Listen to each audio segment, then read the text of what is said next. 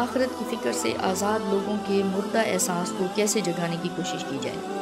ایسے ہے کہ ایسے لوگ شدید انا پرستی اور خود پسندی کا شکار ہوتے ہیں، انہیں اپنی کوشش ہی سب کچھ لگتی ہے جو وہ دنیا میں کر رہے ہوتے ہیں۔ ایسے لوگوں کو ہم ورکر کے طور پر ایسے ٹریٹ کر سکتے ہیں کہ ان کی خود پسندی کی دیوار کو توڑا جائے،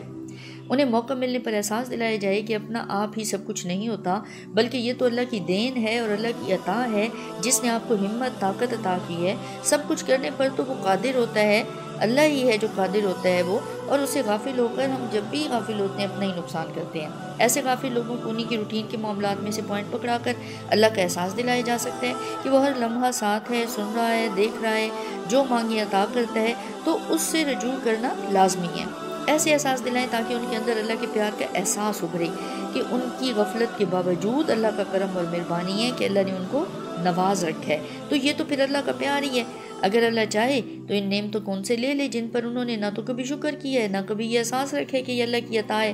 ٹھیک ہے، اب زندگی فانی شے ہے، ہم تو یہ بھی نہیں جانتے کہ آج کا دن بھی زندہ رہیں گے یا نہیں، اور اگر ایسے ہی غفلت میں پڑے رہیں گے تو جب آگے حساب ہوگا تو کیا جواب دیں گے؟ ہمارے پاس نہ تو کوئی جواب ہوگا نہ کوئی عمل ہوگا جس سے ہمیں نجات کی راہ آسانی سے مل جائے، تو ایسے ہمارا ٹھکانہ پھر کیا رہ جاتا ہے؟ تو ایسے احساس بھی دلایا جا سکتا ہے کہ یہ دنیا حقیقت نہیں ہے اور نہ ہی یہ سکون کی جگہ ہے، بلکہ عارضی اور فانی ہے۔ حقیقت اس کے بعد آنے والی زندگی ہے جو کہ ہمیشہ کی ہوگی، اس ہمیشہ کی زندگی کے لیے ہمیں یہاں پر عمل کرنے کے لیے بھیجا گیا ہے اور جو کہ ہماری نجات کا باعث بنیں گے۔ اگر ایسے ہی غافل پڑے رہیں گے تو خالی ہاتھ رہ جائیں گے اور خسارہ پانے والوں میں سے ہو جائیں گے، اللہ نہ کرے۔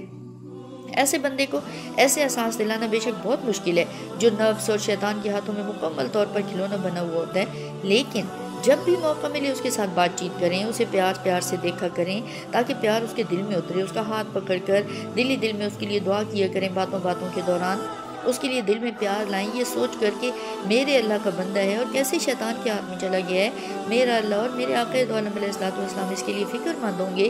اب ہمارا پیار اس طرح کا نا اس کے دل کو نرم کرے گا، پھر اس سے باتوں کے دوران اس کے کسی مسئلے یا پریشانی کو پکڑ کر اس کو اللہ کا احساس دلائیں کہ کس طرح دنیا انسان کو پھنسا لیتی ہے، الجھائے رکھتی ہے، لیکن یہ دنیا ہے بہت بے معنی، یہ دائمی خوشی دے نہیں سکتی، اور دنیا کی دلدل میں ہم جتنے پھنستے چلے جائیں گے اتنا ہی گہرائی میں ہم اترتے جائیں گے، اندر بے چینی اور بے سکونی بڑھتی جائے گی۔ اس لیے ہمیں یہ احساس بھی ایسے امتی میں جگانا ہے جسے اللہ کا کوئی احساس نہیں ہوتا، اسے دنیا کی عارضی خوشیاں اور بے سکونی کی وجہ سمجھانا ہوگی کہ دنیا میں یہ سلسلہ چلتا رہتا ہے اور انسان اسی الجھن میں رہتا ہے کہ ایک کے بعد دوسری خوشی تلاش کرو، جبکہ اللہ سے محبت اللہ کی قربت کا سفر ہے۔ اللہ کی راہ پر خوشی سے قدم بڑھانے کا مزہ ہمیشہ کا مزہ ہوتا ہے اور وہیں سکون ہوتا ہے۔ یہ چاہ دل کو مسلسل سکون اور خوشیاں دینے والی ہے جو اللہ کی چاہ ہے، اور یہ حقیقت کوئی دل جھٹلا نہیں سکتا۔ یہاں ایک اور پوائنٹ بھی مدد دے سکتا ہے کہ ہم انسان گناہ گار ہیں، ظاہری اعتراف نہ بھی کریں تو اندر ضمیر تمہیں بتاتا ہے کہ کیا کیا گناہ کیے ہیں اور ان کا انجام کیا ہو سکتا ہے۔ ان گناہوں سے کوئی کتنا ہی غافل ہو، ایسے گناہوں سے ہم منہ نہیں موڑ سکتے، اس لیے ورکر یہ احساس دلائے کہ انسان ایسے بہت سے گناہ دانستہ نادانستہ سے سرزد ہو جاتے ہیں، تنہائیوں میں ہوئے ہیں، ظاہر ہم نے کیے ہیں، لیکن اگر ہم نے گناہوں کی معافی اور توبہ طلب نہیں کی تو کہیں ایسا نہ ہو کہ ہمارے اسمانی دنیا سے بغیر معافی اور توبہ کے ہی جانا ہو جائے، تو اللہ نہ کرے ایسا ہو۔ تو اس لیے توبہ ہماری دنیا اور آخرت کو سنوارنے کے لیے بہت ضروری ہے۔ اللہ جو رحم کرنے والا، توبہ قبول کرنے والا، معاف کرنے والا، محبت کرنے والا، اپنا بنا لینے والا ہے، وہ چاہتا ہے کہ میرا بندہ میری طرف لوٹ آئے، اور جب بندہ اپنے اعمال پر نادم ہو کر قدم بڑھائے تو اللہ اس کا لوٹ آنا قبول کر دیتا ہے اور اس کو معاف کر دیتا ہے۔ تو اس کو یہ احساس دلائیں کہ کیوں نہ ہم دل سے نادم ہوں اور خود کو گناہوں کے بوجھ سے آزاد کرا لیں۔ احساس ندامت اللہ کو بہت پسند آتا ہے، کیونکہ وہ احساس کو پکڑنے کے لیے جس وقت ہم اللہ کے طرف بڑھتے ہیں تو وہ اللہ بہت پسند کرتا ہے کہ بندہ میری طرف بڑھ رہا ہے، اور یہی اللہ کی طرف بڑھنا دنیا کے جال سے آزادی دلا دیتا ہے۔ یہاں مختلف انداز سے اس کے دل کی حالت کے مطابق دل سے مدد مانگتے ہوئے اس کو اللہ کا احساس دلایا جائے، اگلے سے پیار کے انداز میں بات شروع کر کے اسی کی بات کو بڑھاتے ہوئے اندازہ لگایا جا سکتا ہے کہ وہ کس راستے پر ہے۔ کوئی اپنے مسئلے میں پھنسا ہوگا، کسی کو دنیا کی چاہت نے پھنسا رکھا ہوگا